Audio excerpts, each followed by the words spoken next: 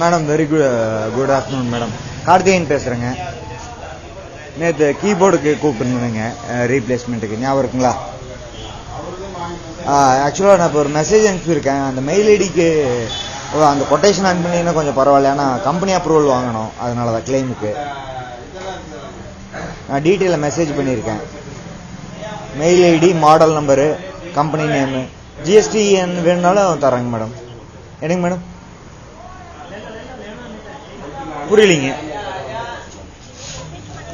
இந்த நம்பருக்கு தான் மெசேஜ் பண்ணியிருக்கேனுங்க.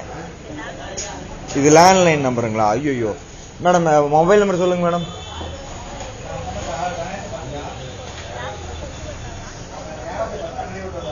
அப்படிங்களே, கொட்டேஷனே அப்பதான் தர முடியுங்களா? சரிங்க மேடம்.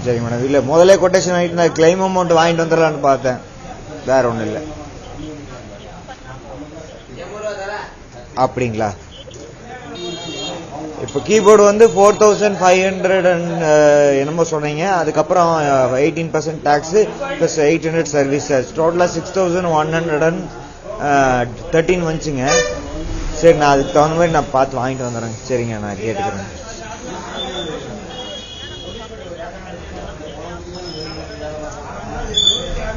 ஓ சரிப்பா. பில்லாக தான் தருவீங்க, கோட் தர மாட்டீங்க?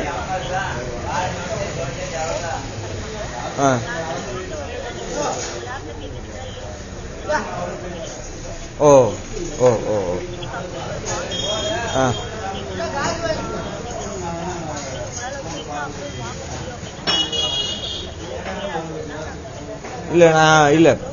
இல்லாட்டியும் நான் கை காசு போட்டு வேணாலும் கொடுத்துறேன், ஒன்றும் பிரச்சனை இல்லை. கிளைம் அப்புறம் பண்ணிக்கலாம், அமௌண்ட் சொல்லணும், அதனாலதான், வேற ஒன்றும் இல்லைங்க.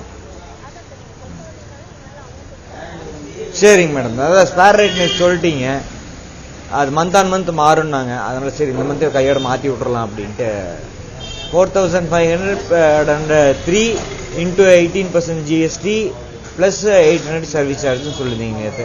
சரிங்க மேடம், நான் நாளைக்கு கொண்டு வந்துடுறேன். சரிங்களா? மார்னிங் கொண்டு வந்துடுறேன். வைக்கிட்டுங்களா மேடம்? பேருங்க மேடம்?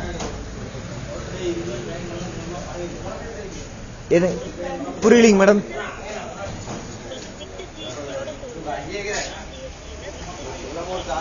வித் ஜிஎஸ்டி தான் சொன்னீங்களா? 4500. அப்படிங்களா? வித் ஜிஎஸ்டியோட தானுங்களா அது? இல்ல 6113 எக்ஸாக்டா நேற்று சொன்னீங்க, அந்த டவுட்ல தான் கேட்டேன், வேற ஒன்றும் இல்லை. சரிங்க மேடம். சரி, தப்பு இல்லைங்க மேடம். இன்னும் அவுட் இருந்ததுனால ஒன்றும் தப்பு இல்லை. சரிங்க. சரி. சரிங்க மேடம். சரிங்க மேடம். நான் நேர்லயே கொண்டு வரேன் மேடம். ஓகேங்க.